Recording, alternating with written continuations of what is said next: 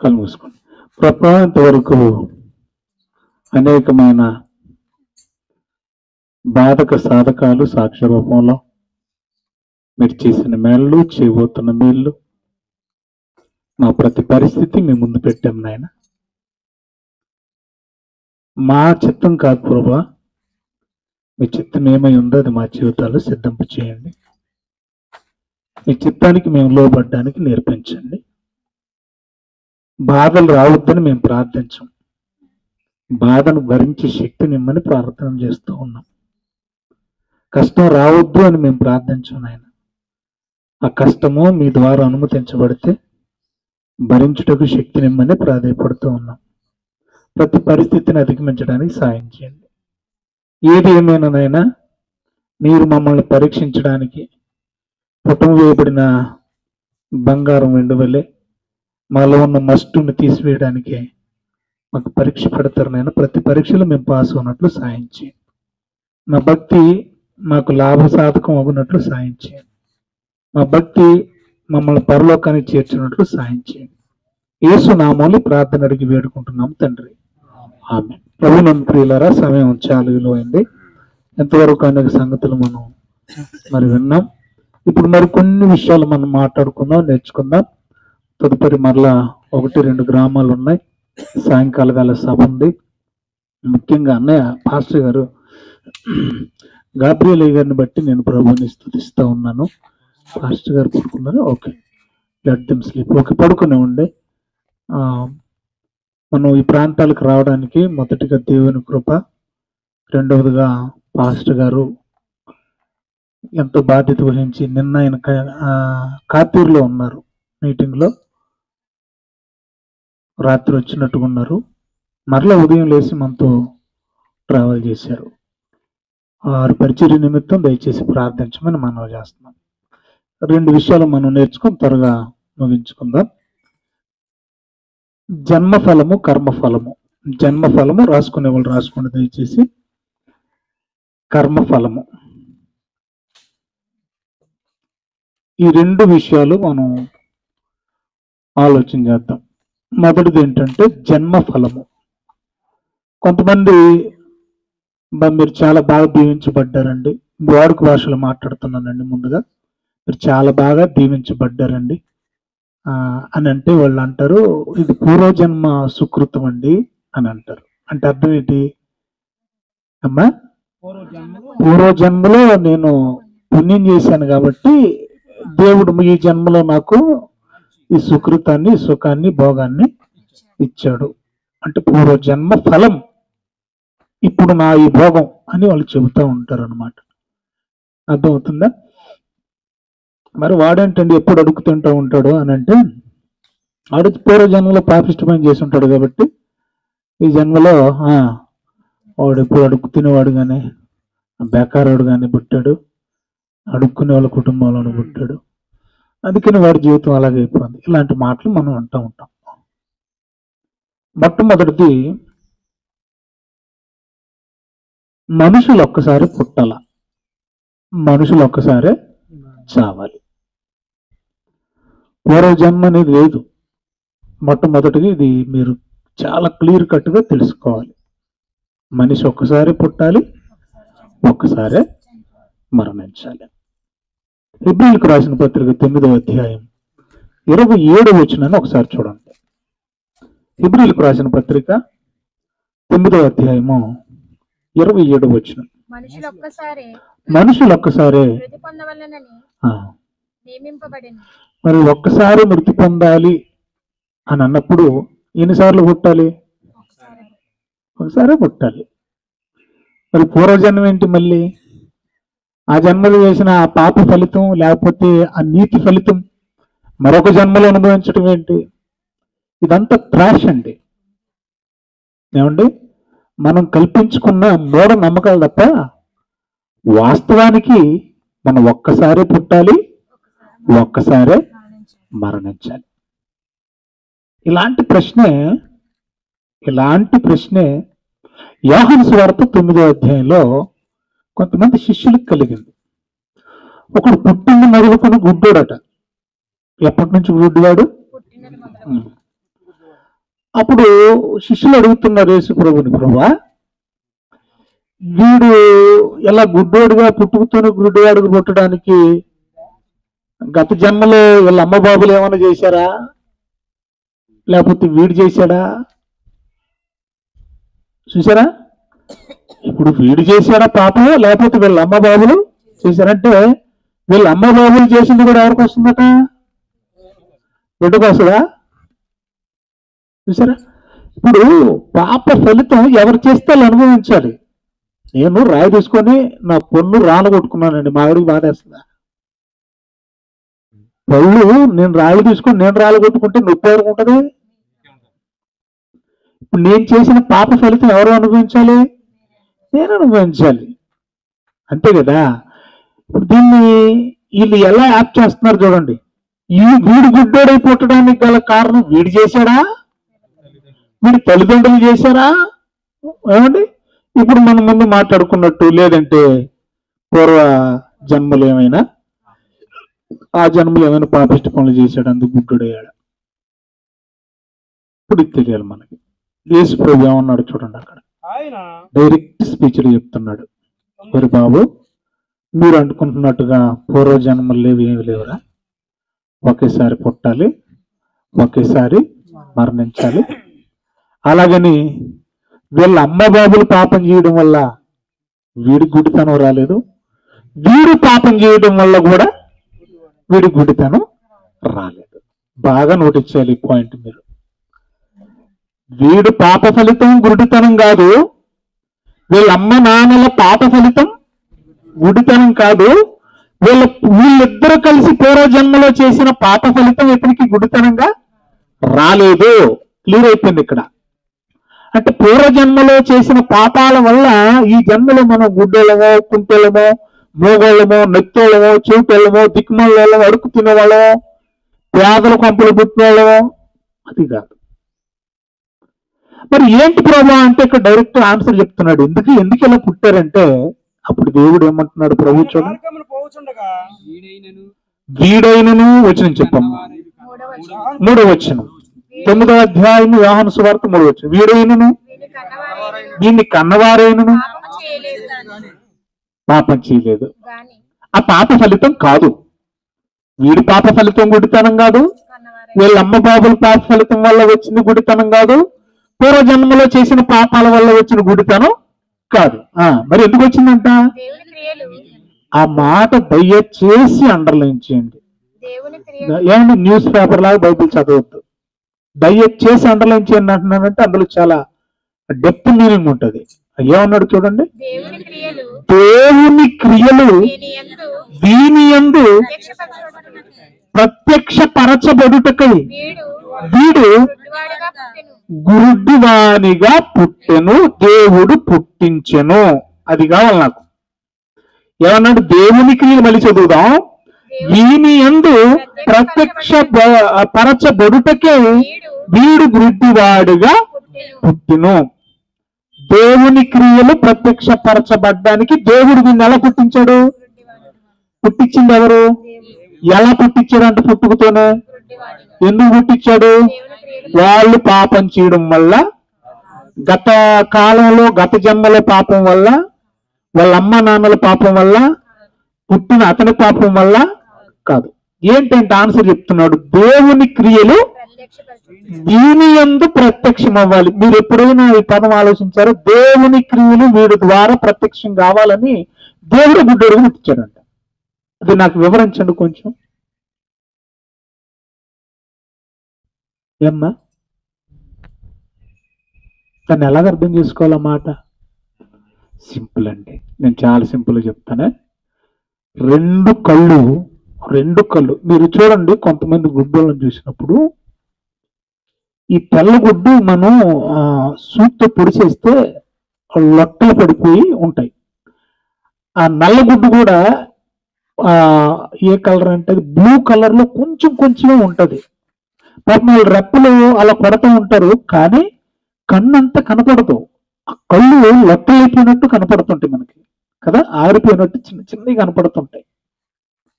గమనించారు ఎప్పుడైనా? కళ్ళు లేని వాళ్ళు ఎప్పుడైనా గమనించారు మీరు? కొంతమందికి అసలు నల్లగుడ్డే కనపడదు. ఏదో కొంచెం లైట్ గా అర్ధచంద్రాకారంలో తెల్లగా అలా కనపడుతుంది, అలా రప్పు కొడుతున్నప్పుడు వాళ్ళు. అర్థమైందా? రైట్. ఇప్పుడు దేవుని ఏమన్నాడు అక్కడ? వీనియందు దేవుని క్రియలు వీనియందు ప్రత్యక్షపరచబడాలని. రైట్. ఇప్పుడు ఆ గుడ్డు వాడిని తీసుకొద్దాం, మంచిగా కళ్ళున్న ఒక ఆవిడ్ని తీసుకొద్దాం. బాగా వినాలి. దేవుని క్రియలు వీనియందు ప్రత్యక్షపరచబడ్డానికి దేవుడే వాడిని గుడ్డోడు ముట్టించాడు తప్ప ఎవరు చేసిన పాపం కాదు. ఇది మీకు అర్థం కావడం చెప్తున్నా. ఇప్పుడు ఈ గుడ్డి వాడిని డాక్టర్ గారి దగ్గరికి తీసుకొద్దాం, కంటి డాక్టర్ ఏంటి దగ్గరికి. ఏమండి? మంచిగా కళ్ళున్న వ్యక్తిని కూడా ఈ డాక్టర్ దగ్గరికి మనం తీసుకొద్దాం. వింటున్నారు కదా? రైట్. ఇప్పుడు డాక్టర్ గారికి చెప్పండి. ఏమని చెప్పాలంటే, డాక్టర్ గారు మీరు కంటి వైద్య నిపుణులు కదా, ఐ స్పెషలిస్ట్ కదా, మీరు కంటి మీద చాలా పరిశోధన చేశారు కదా, మీరు గుడ్డు తీసి గుడ్డు పెడతారేమో కదా. పెట్టేవి ఉన్నాయి లేవా? కన్ను తీసుకొని పెడుతున్నారు, గుండు తీసి గుండు పెడత, కిడ్నీ మార్పులు కూడా జరిగిపోతున్నాయి కదా. డాక్టర్ గారు ఈ కన్నుందే, ఈ కళ్ళు లేని అబ్బాయి ఈ కన్ను బాగా ఉన్న అమ్మాయి కన్ను తీసి పెట్టడం కంటే ఆ కన్ను ఏదో నువ్వు తయారు చేసి పెట్టచ్చు కదా.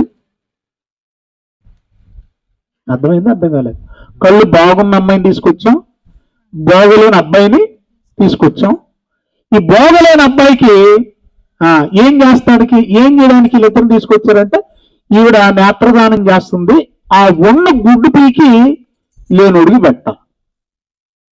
ఇప్పుడు నాతోటి థర్డ్ పర్సన్ అడుగుతున్నాడు, పాపం వాడు గుడ్డు పీకి ఈవిడికి పెట్టడం, లేకపోతే ఈవిడ గుడ్డు పీకేసి లేనోడికి పెట్టడం ఎందుకండి? ఆ గుడ్డేదో తమరు తయారు చేయొచ్చు కదా. దాదాపు మీకు అర్థం అవ్వాలి. ఏమర్థమైంది? మానవ శరీర అవయవాలలో మానవుడన్న వాడే ఒక్కడు తనకు తానుగా తయారు. అంటే అవయవాలు ఎవరు తయారు చేస్తున్నారు? ఎవరి నిర్మాణం అని డాక్టర్కి తెలియాలి. అర్థమవుతుందా? దేవుడు తప్ప ఈ కనుగుడ్డి ఎవడు తయారు చేయడు, ఇది దేవుని క్రియ. మానవుడు ఎవడు చెయ్యలేడు. కన్ను దేవుడిస్తే తీసుకోవాలి. అర్థమవుతుంది మీకు? చెవులు దేవుడిస్తే తీసుకోవాలి, ముక్కు దేవుడిస్తే తీసుకోవాలి. శరీర అవయవాళ్ళు ఏదైనా కూడా ఎంట్రుకలు దేవుడిస్తేనే తీసుకోవాలి. మానవులు ఎవ్వరు తయారు చేయలేరు. ఇది ఎవరి క్రియ? దేవుని క్రియ. అవయవ నిర్మాణం ఎవరి క్రియ అని మనుషులకు తెలియాలి. దేవుని క్రియ, దేవుని క్రియ అని తెలుసుకుని దేవుడు మాత్రమే చేయగలడు, దేవుడు మాత్రమే చేయగలడు, ఆయన అంత గొప్పవాడని తెలుసుకుంటారని దేవుని గొప్పతనాన్ని తెలుసుకోవడానికే వీడిని గురుద్దువానిగా పుట్టించాను. అర్థమవుతుంది మీకు? నా కన్ను బాగలేదు, వాడి కన్ను బాగుంది అని అంటే, బాగలేని నా కన్ను చూసి నువ్వేం నేర్చుకోవాలని? కన్ను బాగుండాలన్నా, కన్ను బాగోలేకపోవాలన్నా అది మనిషి వల్ల, మనిషి క్రియ వల్ల జరిగేది కాదు అని ఎవరి దగ్గరికి రావడానికి? ఎవరి వైపు చూడాలని? ఎవరిని గణపరచాలని? ఎవరిని మహింపరచాలని? దేహము అవయవాలు ఇచ్చిన దేవుణ్ణి మహింపరచాలి. చాలాసార్లు మీరు చదువుకుని ఉంటారు. కొరింథీయులకు రాసిన మొదటి పత్రిక 6వ అధ్యాయము 9వ వచనం, 19వ వచనం మన్నించిన 19, 20 వచనాలు చదువుతుంటే, మీ దేహము దేవుని వలన మీకు అనుగ్రహించబడి మీలో ఉన్న పరిశుద్ధాత్మకు ఆలయమే ఉన్నదని మీరు ఎరుగురా. మీరు మీ సొత్తు కాదు, విలువ పెట్టి కొనబడిన వారు. అక్కడి నుంచి చూడండి. ఈ అవయవాలతో దేవుని మహింపరచాలి. అర్థమవుతుందా? ఈ అవయవాలతో ఏం చేయాలి మనం? దేవుని గుడ్డుని చూసినప్పుడు మనకేమనిపించాలి? దేవా నీకు స్తోత్రం. దేవుని మహిమను, దేవుని క్రియలను, దేవుని ఔన్నత్యాన్ని, దేవుని గొప్పతనాన్ని మానవుడు ఎవ్వడు చేయలేనిది నిర్మాణమని, దేవుడు మాత్రమే చేయగలిగిందని, ఆయన గొప్పతనాన్ని నీ వెరిగి ఆయన దగ్గరకు వస్తావని, ఆయన్ని తెలుసుకుంటావని, ఆయన్ని అర్థం చేసుకుంటావని, ఆయన్ని ప్రేమిస్తావని, ఆయనకు లోబడతావని మనలో ఇన్ని కార్యాలు చేస్తున్నాడు దేవుడు. కానీ మనం ఏం చేస్తున్నాం, అది గుడ్డిదిరా, వీడు గూనోడురా, వీడు కుంటోడురా, చాలా సింపుల్ గాను చాలా హేళనగా మాట్లాడతాం. కానీ గుడ్డోళ్ళని చూసినప్పుడు అది దేవుని క్రియ. నాకు కన్ను మంచిగా పెట్టాడు, తన కన్ను సరిగ్గా లేదంటే అది కూడా ఎవరి మహిమ కొరకు పెట్టాడు దేవుడు, అది నేనే చేయాలి బిడ్డ అని కన్ను బాగున్న మనం తెలుసుకోవాలి. ఎంతవరకు క్లియర్ అయిపోయిందా? రైట్. ఇప్పుడు విషయానికి వస్తాను, చాలా జాగ్రత్తగా ఆలోచిద్దాం. మరి ప్రతిఫలం అనేది ఉంది కదా, ఒకటి క్లారిటీ క్లియర్ అయిపోయింది. ఏంటంటే పూర్వకాలం ముందు మనం చేసిన ఏమండి పాపాల వల్ల, పూర్వజన్మలో మనం చేసిన నీచమైన పనుల వల్ల ఈ జన్మలో మనం ఎలా పుట్టట్లేదు. అంటే పూర్వజన్మ పాప కర్మ ఫలాలు అనేవి ఏవి లేవు. పూర్వజన్మ అనే పదమే తప్పు. మనం ఒకసారి పుట్టాలి, ఒకసారి మరణించాలి. ఒకటి మాత్రం నిజం. రెండోది ప్రస్తుతం గురించి మాట్లాడుతూ, పూర్వంగా లేదు వదిలేసాం, అయిపోయింది. ప్రస్తుతం అనేది కర్మఫలం. ఏం ఫలం చెప్పండి? కర్మఫలం. కర్మఫలం ఉందా? కర్మఫలం అంటే ఏంటి? కర్త, కర్మ, క్రియ. చూసారా? కర్మఫలం అంటే ఏంటి? చేసిన దానికి పొందే ఫలం. మనం చేసిన పనికి పొందే ఫలాన్ని ఏమంటాం? కర్మఫలం. అర్థమవుతుంది మీకు? రైట్. ఇప్పుడు ప్రజెంట్ మనం చేసేదానికి మనం పొందుకొనబోయే ఫలం ఉంది. బాగా వినాలి. ప్రస్తుతం మనం చేసే క్రియలకు మనకేముంది? ఫలం ఉంది. అది మంచి అయినా చెడైనా. ఇప్పుడు మీ అందరికీ నా ప్రశ్న, ప్రస్తుతం మనం చేసే పనులకి మనకు ఫలం ఎప్పుడు వస్తుంది? ఏదో చెప్పండి, ముగించేస్తాను నేను. ఈ శరీరంతో ఇప్పుడు మనం పాపిష్టి పనులు చేస్తాం అనుకోండి, దాని ఫలం ఎప్పుడు పొందుతాం? అమ్మా, చనిపోయిన తర్వాత వాళ్ళు చేతులు ఎత్తండి, దేవుని స్తోత్రం చేయడం గట్టిగా చెప్పండి. తప్పేముంది? స్తోత్రం. ఇంకా చెప్పండి, పర్లేదు. అయ్యా అదే చనిపోయిన తర్వాత అంటున్నారు, అదే తీర్పు దినమే. ఓకే, ఆయన కూడా తీసుకుందామా? దేవుని స్తోత్రం చేద్దాం. రెండు రైటే.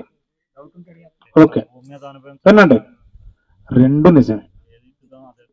ఈ శరీరంతో బ్రతికుండగా ఇప్పుడు మనం చేసేదానికి ఫలం ఈ భూమి మీద అనుభవించాలి, ఖచ్చితంగా చనిపోయిన తర్వాత శాశ్వతంగా అనుభవించాలి. ఇప్పుడు వెళ్దాం, కొన్ని రెఫరెన్స్లు చూపిస్తాను, చూద్దాం. ప్రకటనల గ్రంథం 2వ అధ్యాయము 23 వచనం చదువుదాం. ప్రకటనల గ్రంథం 2వ అధ్యాయము 23 వచనం జాగ్రత్తగా చూద్దాం. దాని పిల్లలను నిశ్చయముగా చంపెదను, అందువలన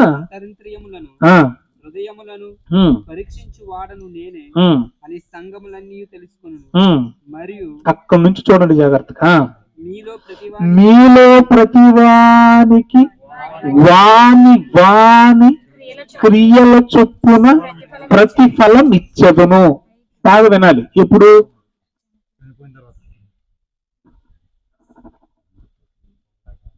ఎప్పుడు సరే, ఇది ఇలాగే ఉంచండి. 22వ అధ్యాయం ఇదే ప్రకటనల గ్రంథం 12వ వచనం. ఇదిగో త్వరగా వచ్చుచున్నాను, వాని వాని క్రియల చొప్పున ప్రతి వానికిచ్చుటకు క్రియల ప్రతిఫలం నా యొద్దనున్నది అన్నాడు. ఇది ఎప్పుడు? అదేటమ్మా అలా ఉన్నా, చనిపోయిన తర్వాత రెండో రాకడా జరిగాకే కదా. రైట్. మరి మనం ఇందాక చదివాను, సంఘములతో మాట్లాడుతూ 2వ అధ్యాయం 23వ వచనం. అది ఎప్పుడు?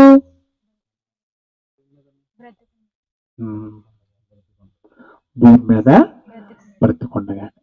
భూమి మీద బ్రతికుండగా మన క్రియల ఫలం మనం పొందుతాం. ఎలాగో మీకు లైవ్ ఎగ్జాంపుల్స్ కూడా చెప్తాను, ఏం కంగారు పడకండి. అలా ఈ భూమి మీద మాత్రమే కాకుండా చనిపోయిన తర్వాత కూడా మన కర్మఫలాన్ని మనం అనుభవిస్తాం. ఇందులో ఏ సందేహం లేదు. అది మంచి అయినా చెడైనా. అంటే టోటల్గా ఒకటి మనకు అర్థమవుతుంది. అదేంటంటే మన వెంట వచ్చేది మన కర్మ ఫలం, అది మన క్రియా ఫలం. అంతే కదా. మన వెంట వచ్చే ఏమొస్తాయి? మా నాన్నగారు నన్ను చాలా ప్రేమించి నాకు ఉంగరం పెట్టేశాడు, చచ్చిపోతే ఉంగరం ఇచ్చాడు మా నాన్న.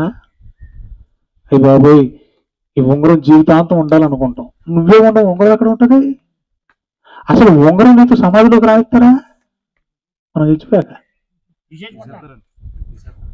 ఏం చేస్తారు? వీళ్ళు తీసేస్తారు అవసరం అయితే కదా. నిజమే కదా. నిజమే. అంటే మనతో ఏమి రావు. ఏమొస్తాయనంటే నీ భూమి రాదు, నీ ఇల్లు రాదు, నీ బంగ్లా రాదు, నీ డబ్బు రాదు, నీ బంగారం రాదు, నీ వెండి రాదు, నువ్వు కట్టుకున్న నీ భార్య రాదు, ఆఖరికి నీ పిల్లలు కూడా, నీ ఉద్యోగం రాదు, నీ జీతం కూడా రాదు. మరి ఏమొస్తే నీ వెంట? నీ కర్మ ఫలం, నీ క్రియల ఫలం ఖచ్చితంగా శాశ్వతంగా నీ వెంట వస్తుంది. అందులో ఇక్కడ నో డౌట్. ఇక బాగా ఇప్పుడు రెండు అర్థమైన మనకేంటంటే, బ్రతుకుండగా భూమి మీద బ్రతుకుండగా మనం చేసిన క్రియ లేదా కర్మఫలం అనుభవించాలి. రెండోది చనిపోయిన తర్వాత కూడా శాశ్వతంగా అనుభవించాలి. ఈ సూత్రాన్ని మీరు గట్టిగా పట్టుకోండి. భూమి మీద అనుభవించాలని ఎక్కడుంది భాష గారు? మీరు అలా చెప్పేస్తారు. సామెతల గ్రంథం, అందరూ బైబిల్లో పనిచేద్దాం. సామెతల గ్రంథం ముందు అక్కడికి వెళ్ళిపోదాం ఏమ్మా. దానికి ముందు ఒకసారి కొరింథీయులకు రాసిన 2వ పత్రిక రండి, ఆర్డర్లో ఉంటుంది. 5వ అధ్యాయం 10వ వచనం చూడండి. 5:10 రెండింటికి కలిపి రాశాడు అక్కడ. భూమి మీద అనుభవించేదానికి, మరణించిన తర్వాత అనుభవించేదానికి రెండింటికి రాశాడు. ఎందుకనగా కొరింథీయులకు రాసిన 2వ పత్రిక 5వ అధ్యాయం 10వ వచనం, ఎందుకనగా మనము జరిగించిన క్రియలు కర్మఫలం అదే. క్రియలు చొప్పున అవి మంచివైనా సరే, చెడ్డవైనా సరే, మంచివైనా చెడ్డవైనా ఈ శరీరంతో జరిగించిన వాటి ఫలం, కర్మ ఫలం ప్రతివాడు పొందాలి అన్నాడు. వింటున్నారా? ప్రతివాడు ఏం పొందాలి? శరీరంతో జరిగించిన కర్మ ఫలాన్ని పొందాలి అన్నాడు. ఎప్పుడెప్పుడు, ఎక్కడెక్కడ అనేది ఇప్పుడు ప్రశ్న. నేను ముందుగానే మీకు ఆన్సర్ చెప్పా. ఆ కర్మఫలం, ఆ క్రియాఫలం మంచిదైనా చెడ్డదైనా భూమి మీద పొందాలి, చనిపోయిన తర్వాత శాశ్వతంగా పొందాలి. భూమి మీద పొందాలని ఎక్కడుందో మనం బైబిల్లో చూస్తున్నాం. ఇప్పుడు చూద్దాం. సామెతల గ్రంథం 11వ అధ్యాయం 31వ వచనం తీశారా? సామెతల గ్రంథం 11వ అధ్యాయం 31వ వచనం చదవండి. నీతిమంతులు భూమి మీద, అబ్బే ఎక్కడంట? కర్మఫలం ఎక్కడ? మళ్ళీ చదవండి నా కోసమే. నీతిమంతులు భూమి మీద ప్రతిఫలము పొందుదురు, భక్తిహీనులు పాపులను మరీ నిశ్చయముగా ప్రతిఫలము పొందుదురు కదా. ఎక్కడ ఉందా బైబిల్లో? భూమి మీద ఏం పొందాలంట? నీతిమంతుడైనా, భక్తిహీనుడు లేదా పాపిష్టుడైనా, రెండు తీసుకుందాం. ఒకటి నీతిమంతుడైనా లేదంటే పాపిష్టుడైనా, ఇద్దరు కూడా భూమి మీద ఏం చేయాలంట? వారి కర్మఫలం భూమి మీదే అనుభవించాలి కదా. మరి అది జరిగిందా? భూమి ఆకాశము గతించిన నా మాటలు గతించు. ఖచ్చితంగా జరిగి తీరాలి. ది బెస్ట్ ఎగ్జాంపుల్ మీ అందరికీ బాగా తెలిసినటువంటి ఒక ఇన్సిడెంట్. తెలంగాణలో శంషాబాద్ ఏరియాలో జరిగిన ఒక భయంకరమైన దుశ్చర్య. అమ్మాయి పేరు ప్రియాంక రెడ్డి. ఎంతమందికి తెలుసు? ఒక వెటర్నరీ డాక్టర్. ఏమ్మా, నలుగురు, మరి వాళ్ళు డ్రైవర్లు తెలియదు, క్లీనర్లు తెలియదు, నలుగురు కూడా తెలియని వాళ్ళే. ఏం చేశారు ఆ పాపని? ఒకటి వెటర్నరీ డాక్టర్ని, పశువుల డాక్టర్ అండి. ఏం చేశారు అమ్మాయిని? పాడు చేసి కాల్ చేసి పెట్రోల్ డీజిల్ పోసి చంపేశారు. రైట్. ఇప్పుడు క్రియ జరిగిందా? అది మంచి క్రియ చెడ్డ క్రియ? చెడ్డదే కదా.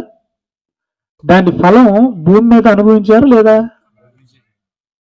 తెలుసా మీకు స్టోరీ? అసలు ఎక్కడైతే ఆ అమ్మాయిని, ఏ ఏరియాలో, ఏ ప్రాంతంలో అయితే ఆ అమ్మాయిని పాడు చేసి చంపేసి కాల్ చేశారో అదే స్పాట్కి తీసుకెళ్లారు.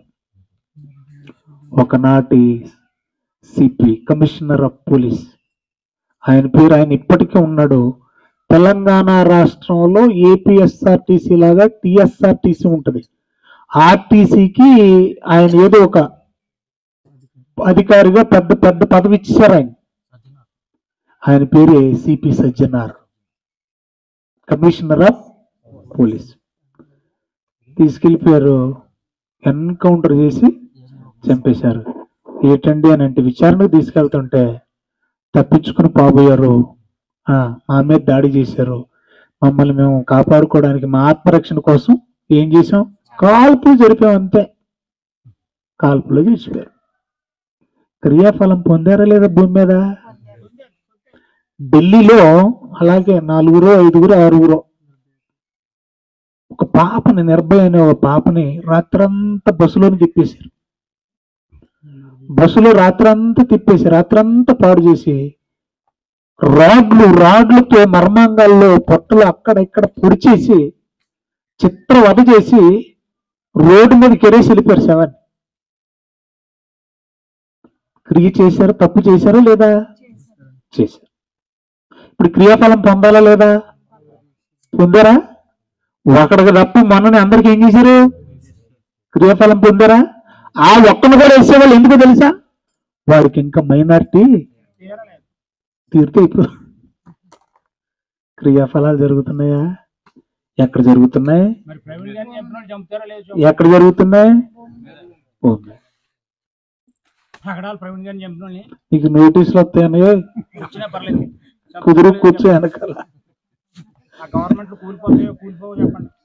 రైట్, విషయానికి వద్దాం. ఈ మధ్య ఎక్కువ కేసులు 170% డ్రంక్ అండ్ డ్రైవ్ కేసులో వస్తున్నాయి. ఏదో విషయానికి వచ్చాడు కాబట్టి మాట్లాడుతున్నాను. అది కూడా కర్మఫలమే. తాగేసి ఏం చేస్తున్నారు కుర్రోళ్ళు? కన్ను మిన్ను కానకుండా డ్రైవ్ చేసి యాక్సిడెంట్లో ఎవరి ఫలం అది? వాడు చేసుకున్న వాడి క్రియాకర్మ ఫలం. మననే బాగా తాగేసి వెళ్ళాడంట ఒక పెళ్లికి మెడ్రాస్లో. ఆ క్లిప్పింగ్ చూపిద్దామంటే టైం సరిపోదు. పోయి డేక్ష ఉంటది కదా, సాంబార్ బాగా కాయాల్సిన డేక్ష, అది ఇంకా పొయ్యి మీదనే ఉందంట. అర్థమైంది మీకు? తెల్లగా ఉండేసరికి సున్నం వేసి నరుగుని కూర్చున్నాడట. ఎవరో బాగా వేసున్నాడు. సున్నం వేసి నరుగుని కూర్చుంటే మీరు నమ్మండి, మనములో తేలిన బాప్తిజం ఇచ్చినట్టే. ఇందులో 80% కాలిపోయి చచ్చిపోయాడు. ఎవరి ఫలం అది? ఏం ఫలం? ఎక్కడ అనుభవించాడు? భూమి మీద అనుభవించేస్తున్నారండి. ఏమండి, కొన్ని యాడ్లు వస్తూ ఉంటాయి, చాలా బాధ అనిపిస్తుంది. ఆడు పాపం బెడ్ మీద ఉంటాడు, ముక్కులో పైపు, ఏమంటే రకరకాల పైపులన్నీ పెట్టేసి ఉంటాయి, సన్నగా ఉంటాడు. ఏం చేస్తాడు? యాడ్ అనమాట, నేను మీ ముఖేష్ని, ఏంటి గుట్కాలు తిని, కైనీళ్ళు తిని, సిగరెట్లు తాగేసి చెప్పండి ఏమైపోయాను? ఎందుకు ఇలా? ఏం ఫలం ఇది? ఎండు ఫలం, ఎండిపోయిన ఫలం. ఎవరి ఫలం? ఆడు చేసుకున్నా. మీరు ఇలా వద్దు, ఇలాంటి ఫలం మీకు వద్దని చెప్తున్నాడు. నచ్చలేదండి, ఆయన మనం మానం కదా. భూమి మీద బ్రతుకుండగానే ఎండిపోయి చచ్చిపోతున్నారు. హెచ్ఐవి ఫలం. భూమి మీద చేసిన ఒక శారీరక పాపానికి ఆ ఫలం ఎక్కడ అనిపిస్తున్నారు అనుకుంటున్నారు మీరు? భూమి మీద ఎండిపోయి చచ్చిపోతున్నారు. ఇది ఎన్ని చెప్పమంటారు చెప్పండి? కనుక భూమి మీదనే ఏమనిపిస్తున్నారు? కర్మఫలాన్ని. అది నీతిమంతుడైతే నీతి ఫలం అనుభవిస్తాడు, పాపిష్టుడైతే పాపిష్టి ఫలాన్ని అనుభవిస్తాడు. ఇప్పుడు మనం చదువుకున్నాం, మళ్ళీ చదవండి దయచేసి. నీతిమంతులు ప్రసంగి గ్రంథం మన్నించండి, సామెతల గ్రంథం 11:31. నీతిమంతులు భూమి మీద భూమి మీద ప్రతిఫలం పొందుదురు. ప్రతిఫలం పొందుతారు. భక్తిహీనులు పాపులను వాళ్ళు పొందరని మీరు అనుకుంటున్నారా? మరీ నిశ్చయముగా పొందుతారు కదా. ప్రతిఫలం పొందుదురు. నీతిమంతుడైనా పాపిష్టుడైనా ఖచ్చితంగా భూమి మీద కూడా ఏం పొందుతాడు? ప్రతిఫలం పొందుతాడు. 2 పాయింట్ నోట్ ఇచ్చేద్దామండి. ఏమంటే రెండోది ఏంటో కూడా మనం చూద్దాం. ఒక్కసారి బైబిల్లోకి వెళ్ళి మనం ఆలోచిద్దాం. తిమోతికి రాసినటువంటి మొదటి పత్రిక 5వ అధ్యాయం 24వ వచనం. కొందరి పాపములు తేటగా బయలుపడి న్యాయ తీర్పునకు ముందుగా నడుచుచున్నవి. ఇది చచ్చిపోయిన తర్వాత అనుభవించే దాని గురించి మాట్లాడుతున్నాడు. అర్థం చేసుకోవాలి మీరు. కొందరు ఏమో ముందుగాను, కొందరు ఏమో వెనక అన్నాడు. చూడండి అక్కడ ఎంత చక్కగా రాశాడు. కొందరు ఏమో కొందరు క్రియాఫలాలేమో ముందుగాను, చదువమ్మా, మరికొందరి పాపములు వారి వెంట వెళ్ళుచున్నవి, అటువలే మంచి కార్యములు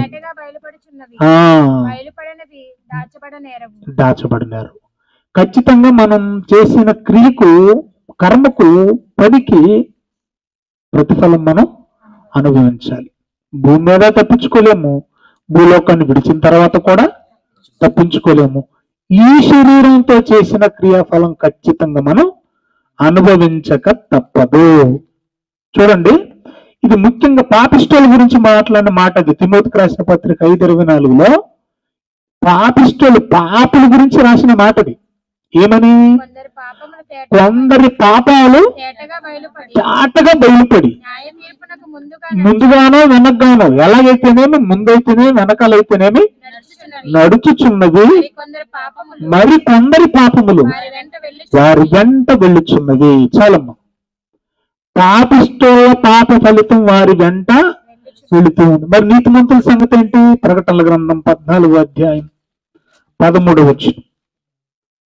ప్రకటనల గ్రంథం 14:13. అంతటా ఇప్పటి నుండి ఎవరిల్లు? విశ్వాసులు. ఇందాక మనం మాట్లాడుకున్నది ఎవరు? పాపులు. మరి ఈ నీతిమంతుల సంగతి ఏంటి? విశ్వాసుల సంగతి చదువునా? ప్రభునందు మృతులు ధన్యులని రాయమని పరలోకము నుండి ఒక స్వరము చెప్పడం వింటుంది. నిజమే, వారు తమ ప్రయాసములు మాని విశ్రాంతి పొందారు. అక్కడ చూడండి, ఈ నీతిమంతుల గురించి కూడా ఎవరు రాస్తున్నాడంటే, వారి క్రియాఫలం, వారి కర్మఫలం కూడా వారి వెంటే పోతని ఆత్మ. 2 క్లియర్ మనకి. బతుకుండగా భూమి మీద అనుభవించాలి నీతిమంతుడైన పాపిష్టుడైనా. రెండోది, చనిపోయిన తర్వాత కూడా పాపిష్టుడి పాప కర్మ క్రియలు వాడి వెంటే వెళ్ళును, నీతిమంతుని నీతి క్రియలు కూడా వాడి వెంటే వెళ్ళును. ఇంతవరకు ఒక క్లారిటీ వచ్చేసింది మనకి. ఇప్పుడు మనకు అర్థం కావాల్సింది ఏంటంటే, మనం పాపిష్టులుగా బ్రతికి చచ్చిపోతే పాప ఫలితం భూమి మీద అనుభవించాలి, ఖచ్చితంగా పాతాళంలో కూడా అనుభవించాలి. పాతాళానికి వెళ్ళడానికి ఎంతమందికి ఇష్టం ఉంది అమ్మా? పాతాళానికి వెళ్ళడానికి ఎవ్వరికి ఇష్టం లేదు. మంచోళ్ళు మీరు. మరి మనం పరలోకం వెళ్ళాలి. పరలోకం వెళ్ళాలంటే ఏం క్రియలు చేయాలి? నీతి క్రియలు చేయాలి. ఏం క్రియలు చేయాలి చెప్పండి. ఇంతవరకు మనం మాట్లాడుకుందరు ఉండే కదా, పాపిష్టి పనులు, నీతి క్రియలు. పాపిష్టి క్రియలు, నీతి క్రియలు. పాప క్రియలు చేస్తే అక్కడికి వెళ్ళిపోతారు, అక్కడికి మనం వెళ్ళొద్దు కదా. మరి ఏం క్రియలు చేద్దాం చెప్పండి? నీతి. చూద్దాం ఒకసారి ఆ మాట. సామెతల గ్రంథం 13వ అధ్యాయం 21వ వచనం చూడండి.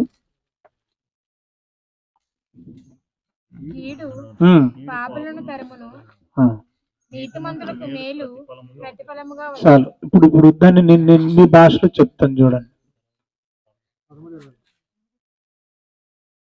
కీడు చేసిన వాడు పాపిష్టి ఫలితాన్ని పొందుతాడు, లేదంటే పాపం చేసినవాడు కీడు అనే ప్రతిఫలాన్ని పొందుతాడు. అదే కదా ఉంది. తర్వాత ఏమన్నాడు? నీతిగా బ్రతికిన వాడు మేలును ప్రతిఫలంగా పొందుకుంటాడు. రెండు క్లియర్ అయిపోయినాయి కదా. పాపం చేసిన వాడికి కీడు అనేది ప్రతిఫలంగా వస్తుంది, అంతే కదండి. నీతిగా బ్రతికిన వాడికి, నీతి క్రియలు చేసిన వాడికి మేలు ప్రతిఫలంగా వచ్చు. ఇప్పుడు మనం ఈ రెంటిల్లో ఏది చేయాలనుకుంటున్నాం చెప్పండి? నేను నీతి క్రియలు చేస్తున్నాను, నీతి ఫలం నేను భూమి మీద అనుభవిస్తున్నాను, పరలోకంలో కూడా శాశ్వతంగా అనుభవిస్తాను అన్నోళ్ళు చేతులు ఎత్తండి. అర్థమైంది నా భాష? మనకి పాపిష్టి పనులు చేసి పాప ఫలితం ఈ భూమి మీద అనుభవించొద్దు, శాశ్వతంగా నరకంలో కూడా అనుభవించకూడదు అనే కదా ఈ మార్గంలోకి వచ్చాం మనం. రైట్. ఇప్పుడు మిమ్మల్ని అందరినీ సూటిగా అడిగే ప్రశ్న ఏంటంటే, మరి మీరు నీతి క్రియలు చేసి మేలును ప్రతిఫలంగా ఈ భూమి మీదను, మీరు నీతి క్రియలు చేసి మేలును మంచిని ప్రతిఫలంగా పరలోకంలోను శాశ్వతంగా అనుభవించడానికి ఎంతమంది సిద్ధంగా ఉన్నారు? ఎంతమంది సిద్ధంగా ఉన్నారు? రైట్. ఎత్తారు కదా, దించండి. మరో ప్రశ్న, ఏం చేస్తే, ఏ క్రియలు చేస్తే పరలోకం? నేను నీతి క్రియలు చేస్తున్నాను అన్న ఏదులు ఎత్తండి వాళ్ళు. నాకు ఇప్పుడు బావగారు ఒకళ్ళు చచ్చింది గొర్రె, ఇంకా రాజేష్ ఎత్తాడు, అన్ని ఎత్తాడు, ఇంకా ఎత్తండి ఎత్తండి. రావణాన్ని ఎత్తాడు.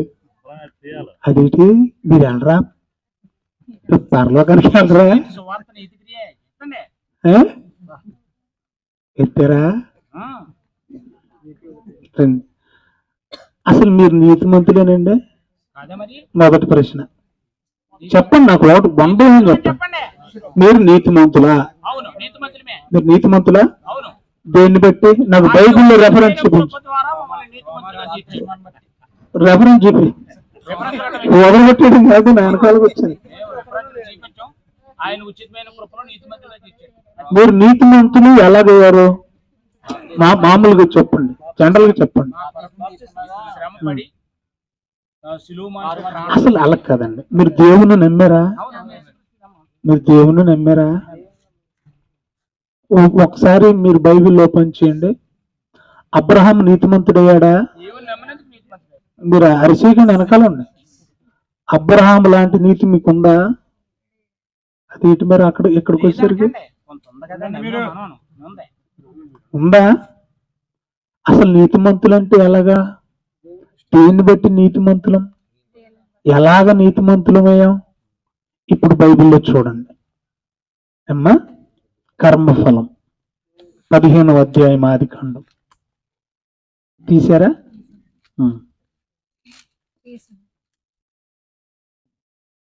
ఆదికాండం 15వ అధ్యాయం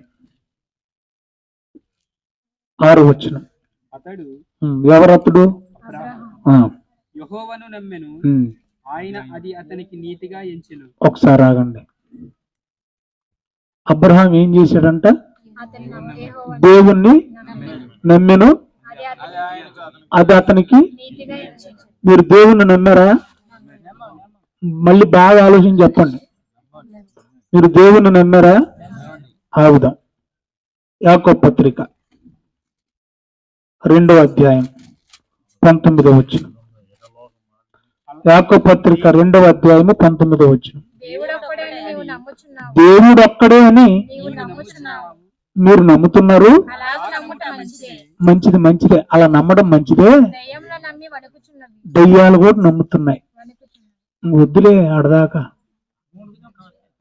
మీరు దేవుణ్ణి నమ్మారా? ఇందాక నేను వేసిన ప్రశ్న ఏంటి? మీరు దేవుణ్ణి నమ్మారా? ఏదో చెప్పండి. దయ్యములు కూడా ఏం చేశాయి? అక్కడ ఉంది ఏమని? దయ్యములు కూడా ఏం చేస్తున్నాయంట?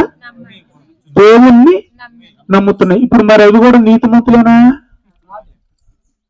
అదేంటి అలా ఉన్నారు? మరి నువ్వు ఎట్టవుతావు అవి కానప్పుడు? మీకు అర్థమైంది నా భాష?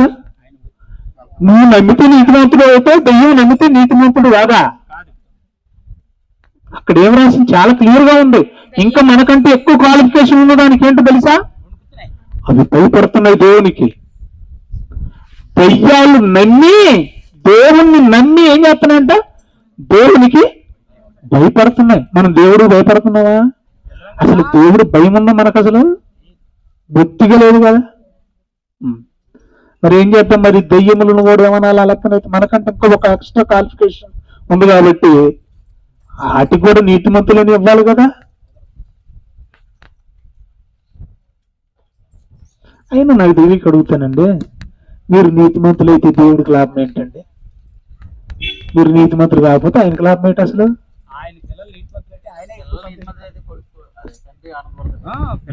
అబ్బే మీ ఇద్దరికి ఇప్పుడు మామూలుగా ఉండదు. తీయండి ఒకసారి బైబిల్. యోబు గ్రంథం, యోబు గ్రంథం 22వ అధ్యాయం 3 వచ్చు. యోబు గ్రంథం ముందు ఒకడు వెనకొకడు ఉన్నారు, తీసారా? యోబు గ్రంథం తీసారు అందరూ? 22వ అధ్యాయం 3 వచ్చును. ఒక్కళ్ళు చదవండి అమ్మ. ఏమ్మా వీళ్ళిద్దరికి గోపి గారికి శ్రీనివాసపాల్ గారి పేరు పెట్టి చదవండి అక్కడ. పాల్ గారు మీ గురించి సర్వశక్తుడగు దేవునికి సంతోషమా? నువ్వు నీతిమంతుడు అయితే దేవుడికి సంతోషమా? నువ్వు యథార్థవంతుడు ప్రవర్తించుట ఆయనకి ఏంటి లాభం? చూసారా? క్వశ్చన్ సరిపోయింది మీకు. మీరు ఎంతవరకు ఏమన్నారు? మేము నీతిమంతులు అన్నారు. ఎలాగ నీతిమంతులు? దేవుణ్ణి నమ్మడాన్ని బట్టి ఏమయ్యారు? నమ్మడం అన్న దాంట్లో చాలా అర్థం ఉందండి. అర్థమైందా? నమ్మిన వాడే పాపాలు ఒప్పుకుంటాడు, నమ్మిన వాడే పశ్చాత్తాపడతాడు, నమ్మిన వాడే బాప్తిస్మం పొందుకుంటాడు, నమ్మిన వాడే ఆయన కోసం బ్రతుకుతాడు. మీకు అర్థమైంది? ఒక మాటలో చెప్పనా, ఒక అమ్మాయి ఒక తెలియని అబ్బాయిని పెళ్లి చేసుకుంది. ఈ రెండింటికి, రెండు కుటుంబాలకు మధ్య ఒకటే. అదేంటో తెలుసా? ఆడెవరో తెలీదు, ఆడెలాంటో తెలీదు, వాళ్ళ కుటుంబం ఎలాంటిదో తెలీదు. కానీ అక్కడ ఒక్కటి కనెక్ట్ అండి. అదేంటంటే వాళ్ళు ఎవరో తెలియపోయినా ఈ అబ్బాయిని నమ్మి ఈ అమ్మాయిని ఇచ్చారు, ఆ అమ్మాయి కుటుంబాన్ని నమ్మి ఈ అబ్బాయిని ఇచ్చి పెళ్లి చేశారు. అంటే అందులో మీకు ఏం అర్థం కావాలి? నమ్మేమంటే ఏమర్థం కావాలి మీకు? ఏమండి? ఇక చావైనా రేవైనా వాళ్ళ కట్టుబాట్లకు మనం ఏమైపోవాలి? లోబడి కలిసిపోయి ఆ జీవితాన్ని గడిపేసేయాలి, ఆ జీవితాన్ని ముగించేయాలి. ఇప్పుడు నమ్మడం అంటే అర్థం ఏంటో తెలుసా? ఇక చావైనా రేవైనా దేవుని అభిరుచులకు అనుకూలంగా మన జీవితాన్ని మలుచుకోవాలి, ఆ జీవితాన్ని అంతటితో ముగించేయాలి. ఇప్పుడు నమ్మి అని అంటే అర్థం ఏంటి? నమ్మి అంటే అర్థం ఏంటి? ఇప్పుడే చెప్పాను నేను. దెయ్యాలు నమ్ముతున్నాయి, మనము కూడా నమ్ముతున్నాం. ఇలా నమ్మడం వల్ల ఏమవుతున్నామంటే మనం నీతిమంతులు. ఇప్పుడు చదువుకున్నాం, నమ్మడం వల్ల ఏమవుతున్నావు? ఇప్పుడు ప్రశ్న ఏంటి? నువ్వు నీతిమంతుడు అయితే నాకు లాభం ఏంటయా? ఇప్పుడే చదువుకున్నాం మనం. యోబు గ్రంథంలో ఏం చదువుకున్నాం మనం? నువ్వు నీతిమంతుడు అయితే నాకు లాభం ఏంటి? నువ్వు యథార్థవంతుడు అయితే నాకు ఉపయోగం ఏంటి?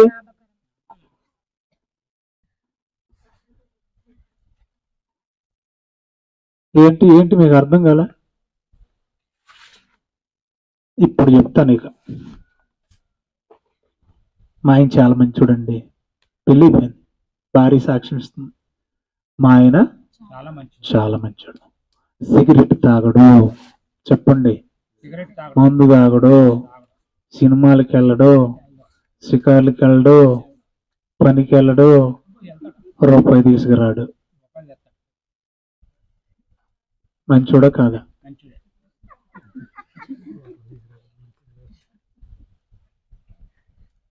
మా ఆయనకి చెడ్డ అలవాటు లేదండి. ఒకరు జోలికి వెళ్ళడండి, వింటున్నారా? రెగ్యులర్గా చర్చికి పోతాడండి, ఉదయాన్నే ప్రార్థన చేసుకుంటాడండి, వింటున్నారా? ఈ వారం గుడి మాండండి. కానీ బయటికి కనీసం ఒక్క పనికి వెళ్ళి 1 రూపాయి కూడా తీసుకురాడండి. ఏ గొడవలు తీసుకురాడండి, ఎవరి గొడవకి వెళ్ళడండి, అలాగని 1 రూపాయి కూడా తీసుకురాడండి. మంచోడన్నావా? మాట్లాడరే, డబ్బులు లేకపోతే మంచోడు కాదు. మాట్లాడండి. నీతి మంతులేనా? గుడికి వెళ్ళిపోతే అయిపోద్దా? ప్రార్థన చేస్తే అయిపోద్దా? కానికిస్తే అయిపోద్దా? అందుకన్నాడు దేవుడు ఏమన్నాడు తెలుసా? బాప్తీసం తీసుకున్నావా? గుడికి వచ్చేస్తున్నావా? కానుకలు ఇచ్చేస్తున్నావా? అన్ని చేస్తున్నావు, కానీ నీ 100 రూపాయల లాభం లేదు, దమ్మిడా లేదు. నువ్వు నమ్ముకున్నావు ఎవరి కోసం? ఇది ఎట్టుందో చెప్పనా? ఆడికి ఇచ్చి నన్ను చేశారు, తాళి కట్టేశారు. నీతిమంతుడే కానీ రూపాయి,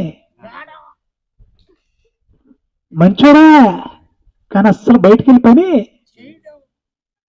బాగుందా? దేవుడు సంతోషమా? మరి ఉండాలి కనుక నాకు వెనకాల ఈయన ఉండాలి కదా నాకు వెనకాల. వాక్యంలో లేదు, ఏదో హరికథలో ఉంది. నీకు అర్థమైందా ఏంటంటది? ఇక్కడే లేదు. నీతిమంతుడే, ఆయనకి ఏ చెడు అలవాట్లు లేవండి, కానీ ఆడి వల్ల నాకేం ఉపయోగం లేదు. ఇప్పుడు అది మనసులో పెట్టుకొని చదవండి. ఏ గ్రంథం? నువ్వు నీతిమంతుడివేనమ్మా, నువ్వు నీతిమంతురాలివేనమ్మా, నువ్వు నమ్మావు, దెయ్యము నమ్మిందమ్మా. అమ్మా నువ్వు నన్ను నమ్మావు, దెయ్యం కూడా నన్ను నమ్మిందమ్మా. దెయ్యం వల్ల ఎలా ఉపయోగం లేదు, నీ వల్ల కూడా నాకేం ఉపయోగం లేదమ్మా. నేనన్నానా దేవుడు అన్నాడా? ఏమన్నాడు? నువ్వు నీతిమంతుడు అయితే నాకేటి, నువ్వు యథార్థవంతుడు అయినా నాకు ఉపయోగం ఏంటి? అంటే మన నీతి దేవుడికి ఉపయోగం లేని నీతి, దేవునికి పనికిరాని నీతి. అందుకన్నాడు మీ నీతి శాస్త్రుల నీతి కంటేను పరిశీల నీతి కంటేను అధికము కాని ఎడలా అన్నాడు. అంటే అది ఎలాగుంటది? సింపుల్ గా చెప్పేశాను. క్రియలు లేని విశ్వాసము, నమ్మకము, చెప్పండి, మృతము. అంటే ఇప్పుడు ఏం చేయాలి మనం? నీతికి తగిన క్రియలు కావాలి. ఏం కావాలి? నీతికి తగిన క్రియలు కావాలి. ఇప్పుడు ఏం క్రియలు కోరుకున్నాడు దేవుడు? ఏం క్రియలు కోరుకున్నాడు? ఒకవేళ గుడికే పరిమితం అయిపోతే పరలోకం ఇచ్చేస్తానంటే అపోస్తలులందరూ తల ఒక గుడి కట్టుకొని కూర్చునేవాళ్ళు. ఒకటి గుర్తుపెట్టుకోండి, ఫైనల్ కూడా చెప్పి ముగించేస్తున్నాను నేను. అపోస్తుల కార్యములు ఏంటి చెప్పండి? అపోస్తుల కార్యములు. ఇంకంతకంటే గొప్ప వివరణ ఇంకేం చెప్పలేను నేను.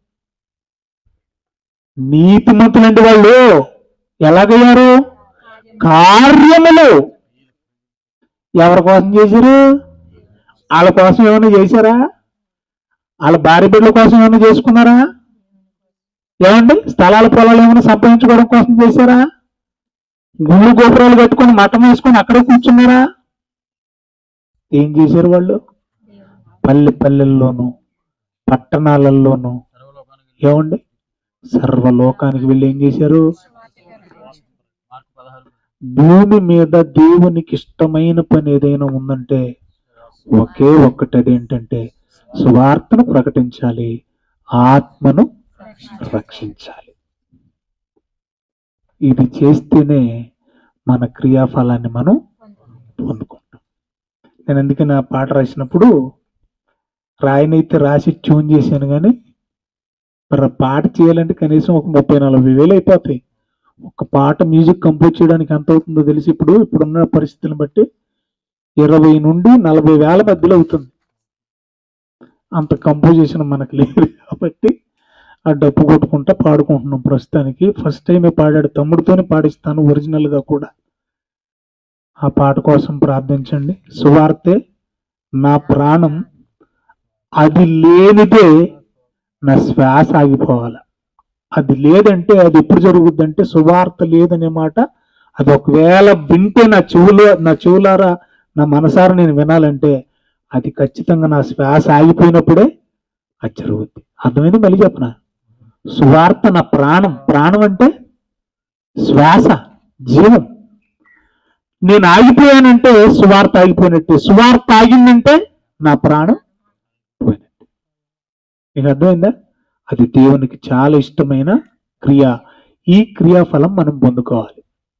అందుకంటాడు ఫిలిప్పీలకు రాసిన పత్రిక 3వ అధ్యాయం 4వ వచనంలో, అవును నిజమైన సహకారి ఆ స్త్రీలు క్లెమెంతుతోనూ నా ఇతర సహకారులతోనూ సువార్త పనిలో నాతో కూడా ప్రయాసపడ్డారు కనుక వారి పేర్లు చూడండి ఎంత చక్కగా రాశాడు. వారికి సహాయం చేయమని నిన్ను వేడుకొనుచున్నాను, ఆ సహకారుల పేర్లు జీవగ్రంథమందు. రాయబడి ఉన్నవి. బాబా, మన క్రియాఫలం ఎక్కడ రాయబడుతుంది?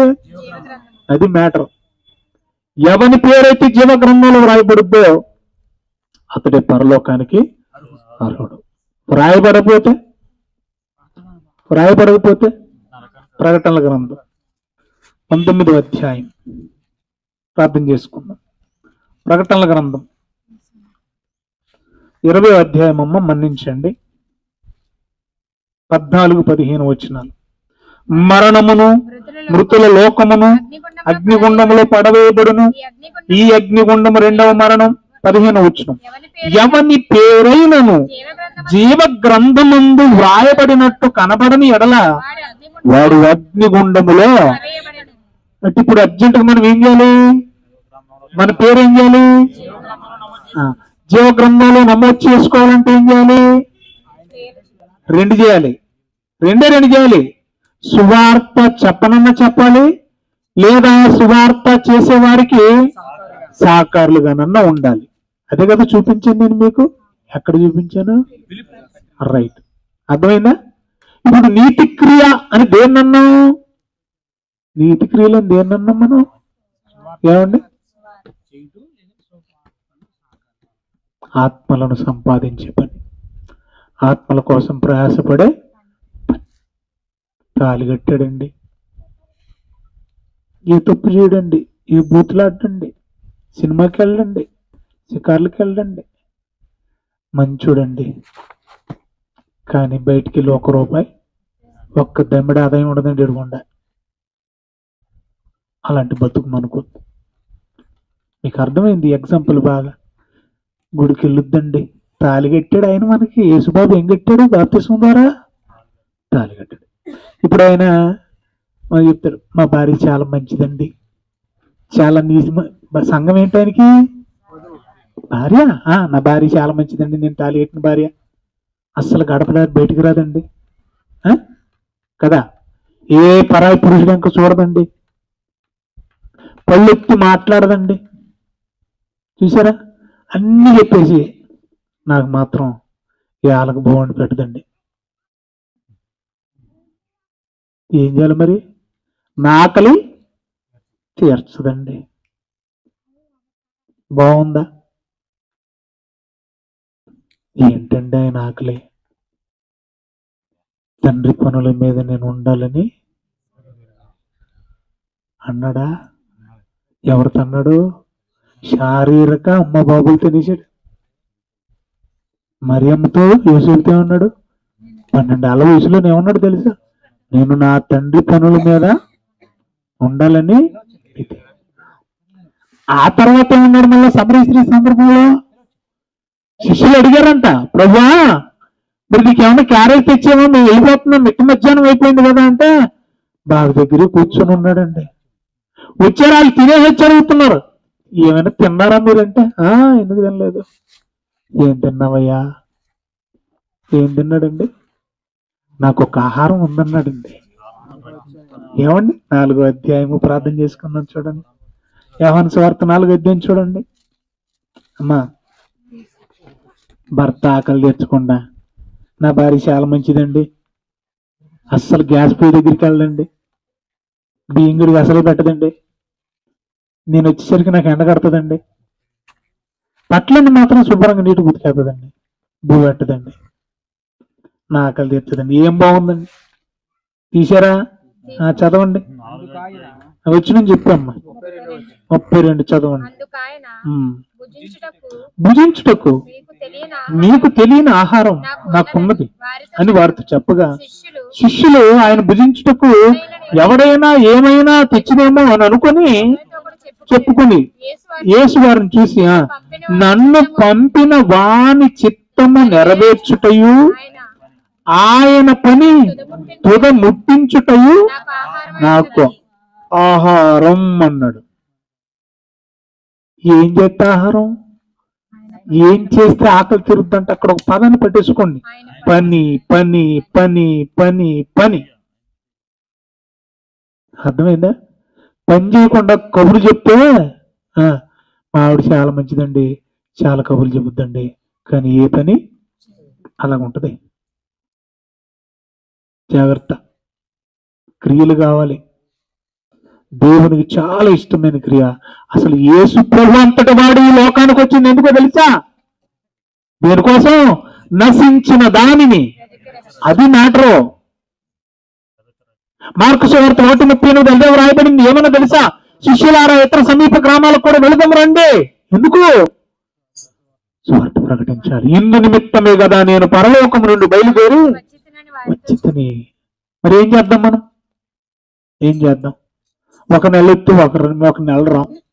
ఒక నెల వచ్చేసి మనం ఏమని ఫీల్ అయిపోతాం తెలుసా? అబ్బా సంవత్సరానికి సరిపడా చేసేసామన్నట్టు ఫీల్ అయిపోతూ ఉంటాం. బైబిల్ ఏముంది? కోత విస్తారంగా ఉంది. అందరూ నాలుగు గోడలకి పరిమితం అయిపోయారు.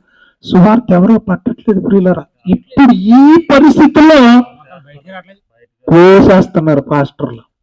నిజం. ఎందుకు తెలుసా? ప్రవీణ్ పగడాల లాంటి వాడిని లేపేశారంటే వీళ్ళు ఒక లెక్క. అందుకని ధైర్యంగా వచ్చి ఏం చెప్పలేకపోతున్నారు లోకానికి? మ్యాటర్ అది. నేను మళ్ళీ చెప్తున్నాను, చావైనా రేవైనా ఆయనతో మనం తాళి కట్టించుకున్నాం, ఆయనకి మనం ప్రదానం చేయబడ్డాం, మనం ఆయన భార్యని, ఆయనకు లోబడవలసిందే. ఆయన సెలవు లేకుండా మన తల వెంట్రుకలలో ఒక్కటైనను కాలిపోదు. నేను అనుకుంటాను ప్రవీణ్ పగడాల గారు ఆ విధంగా చంపబడడం దైవ చిత్తం. దేవుని స్తోత్రం చెప్పండి. ఎందుకంటే ఒకవేళ ఆయన ఆ విధంగా చంపబడకపోతే ఆయన ఎవరో ఈ ప్రపంచానికి తెలియదు. ఇప్పుడు వెతుకుతున్నారండి, పెద్ద పెద్ద నాయకులు వెతుకుతున్నారండి. ఎందుకంటే చిన్న విషయం అండి. సుప్రీంకోర్టులో ఒక విషయం మీద వాదించాలంటే వాడికి ఎంత సబ్జెక్ట్ ఉండాలో ఆలోచించండి. జిల్లా కోర్టు కాదది, హైకోర్టు కాదది, సుప్రీంకోర్టు. అర్థమవుతుంది మీకు? రెండోది ఆయన ఎంచుకున్న సబ్జెక్ట్ ఏంటో తెలుసా? క్రిస్టియన్ ఏంటి చెప్పండి? యాంటీ కరప్షన్ కన్వర్షన్ బిల్ అంటే అర్థం ఏంటో తెలుసా? క్రిస్టియన్ కన్వర్షన్ బిల్ అంటే అర్థం ఏంటో తెలుసా? మత మార్పిడి నిరోధక చట్టం. ఇప్పటికి ఆల్రెడీ కొన్ని రాష్ట్రాల్లో అమల్లో ఉన్నాయి. కొన్ని రాష్ట్రాల్లో అమల్లో ఉన్నాయి. ఆ రాష్ట్రాల్లో ఏం అమల్లో ఉన్నాయంటే బీజేపీ ప్రభుత్వం ఆధిపత్యంలో ఉన్న ఆ ముఖ్యమంత్రులు కేవలం హైందవ్యం మాత్రమే ఉండాలి, ఇక ఏ మతము వారు ఎవరిని కొలవడానికి, ప్రార్థించడానికి, ఆచరించడానికి వీలు లేదు. మీకు అర్థమైందా? అని చట్టం చేసుకున్నారు వాళ్ళు. అలాంటప్పుడు రాజ్యాంగం అనేది ఒక రాష్ట్రానికి పరిమితమా, ఒక దేశానికి పరిమితమా? దేశం మొత్తానికి. 13 రాష్ట్రాల వాళ్ళు కేవలం హైందవ్యాన్ని అవలంబిస్తున్నారు కాబట్టి మిగతా రాష్ట్రాల వాళ్ళు కూడా అవలంబించాలని ఒక చట్టం తీసుకొస్తున్నారు వీళ్ళు. మరి ఆ రకమైతే రాజ్యాంగంలో ఉన్న చట్టాలు మార్చండి ముందు. మత స్వాతంత్రపు హక్కు, మరి దాన్ని ఎందుకు ఉంచాం? అది అక్కడ ఉంటుందండి, కానీ మా రాష్ట్రాల్లో మాత్రం మేము దాన్ని నెరవేర్చమండి. ఇప్పుడు రాజ్యాంగాన్ని ఉల్లంఘిస్తుంది ఎవరో తెలుసా? రాష్ట్రాన్ని పరిపాలిస్తున్న మంత్రులు. ఏది మతోన్మాదం, ఏది మత మార్పిడి? దళిత వర్గాల వారిని భయపెట్టి మీరు నమ్మిన దైవాన్ని, విశ్వసించిన దైవాన్ని ఏమండి ప్రార్థన చేయకూడదు అని మన నెత్తిన భారం మోపడమా? బలవంతంగా మీ గుళ్ళల్లోకి తీసుకెళ్లడం మత మార్పిడి కాదా? జై శ్రీరామ్ అని చెప్పేసి కొట్టడం మత మార్పిడి కాదా? ఆరాధన చేసుకుంటున్న ఆరాధన స్థలాల మీదకి వచ్చి పడిపోతున్నారు దొమ్మిగా, దొంగలాగా. మరి మీరు వచ్చి చేసేదేంటి? మతం పేరుతో మారణ హోమం కాదా? రాజ్యాంగంలో మత స్వాతంత్రపు హక్కు ఉంది, భావ ప్రకటన హక్కు ఉంది. ఆర్టికల్ 24 ప్రకారంగా ఎవరైనా ఎవరికి నచ్చిన దేవుణ్ణి వారు విశ్వసించుకోవచ్చు. దీనికి కులానికి సంబంధం లేదు, మతానికి కులానికి సంబంధం లేదు. దీని మీద పోరాటం చేయడానికి విద్యార్థి ప్రపంచంలో పేరెన్నికగన్న ఒక గొప్ప అడ్వకేట్, అతను సుప్రీంకోర్టు అడ్వకేట్. అతనితో పెట్టుకున్నాడు అనమాట. పెట్టుకొని 2-3 ఏళ్ల క్రితం ఒక పిల్లి వేశాడు. ఏంటంటే ఈ యాంటీ క్రిస్టియన్ కన్వర్షన్ బిల్ మీద నాకు ఒక్క అవకాశం ఇవ్వండి అని పిల్లి వేశాడు. పిల్లి వేస్తే ఈ నెల అనగా ఏప్రిల్ 16వ తేదీ ఆయన వాదించాలి. ఎక్కడ వాదించాలి? ఈ లోపే కొన్ని డిబేట్లు జరిగాయి. మీకు తెలీదు, నేను కొన్ని సింగనాన్ గారికి కొన్ని నేను చూపించాను. ప్రపంచంలో వాళ్ళతో కూర్చుని న్యాయస్థానంలో గెలిచిన వాళ్ళు ఎవ్వరూ లేరు. అలాంటి వాళ్ళతో తలపడుతున్నారు. ఎవరు? పగడాల ప్రవీణ్. 16వ తేదీ ఈయన గనక ఆ లాయర్లు ఆ జడ్జిల ముందు కూర్చుంటే వాళ్ళు ఈయన దగ్గర ఉన్న సబ్జెక్టుకి ఇంత కూడా సరిపోరు అన్న సంగతి వాళ్ళకి అర్థమైపోయింది. పోయి వాడికి పరిస్థితుల్లో సుప్రీంకోర్టు దాకా రానివ్వకూడదు అంటే ఆంధ్రాలోనూ తెలంగాణలోనూ వేసేయాలి. వేసేసారని మీరు ఎలా చెప్తారంటే మాకు అనుమానాలు ఉన్నాయి. ఏంటి మీ అనుమానాలు అంటే, మరి ఆయన యాక్సిడెంట్ అయితే ఆయన ల్యాప్టాప్ మీరు ఎందుకు తీసుకెళ్ళిపోయారు? ఆయనది యాక్సిడెంట్ అయితే ఆయన ట్యాబ్ కనపడకుండా ఏం చేశారు? ఆయనది యాక్సిడెంట్ అయితే ఆయన మొబైల్ ఎందుకు హ్యాక్ చేశారు? ఆయనది యాక్సిడెంట్ అయితే మీకు అర్థమవుతుందా? ఆయన అకౌంట్ ఎందుకు సీజ్ చేశారు? సబ్జెక్ట్ అంతా ఎక్కడుందో తెలుసా? 16వ తేదీ వాదించే సబ్జెక్ట్ అంతా ఎక్కడుందో తెలుసా? ఆ ట్యాబ్లో ల్యాప్టాప్లో ఉంది. 100కి 1,00,00,000% హత్యని మేము అనుకుంటున్నాం, కానీ అసలు ఆ కోణంలోనే ఆలోచించకుండా చేస్తారు. సింపుల్ గా కొట్టారు. ఏమన్నా తెలుసా? తాగి చచ్చిపోయాడు, యెహోవా ఈరే. ఒకరోజు ఉంది అక్కడ తీర్పు. నేను చెప్తున్నాను కదా, మీ క్రియాఫలం మీ వెంట. నాకెందుకన్నా సంతోషం అనిపించింది ఈ సమయంలో. ఎందుకంటే ఆయన అలా చచ్చిపోవడం కూడా దేవునికి ఇష్టమేనండి. మీకు అర్థమైందా? ఆయన అలా చనిపోవడం కూడా ఎవరికి ఇష్టం చెప్పండి? మనకిష్టం లేదేమో కానీ ఆయనకి ఇష్టమేనండి. పోయిన సువార్తలో ఒక సబ్జెక్ట్ చెప్పాను, మీకు గుర్తుంది? మీకు ఏం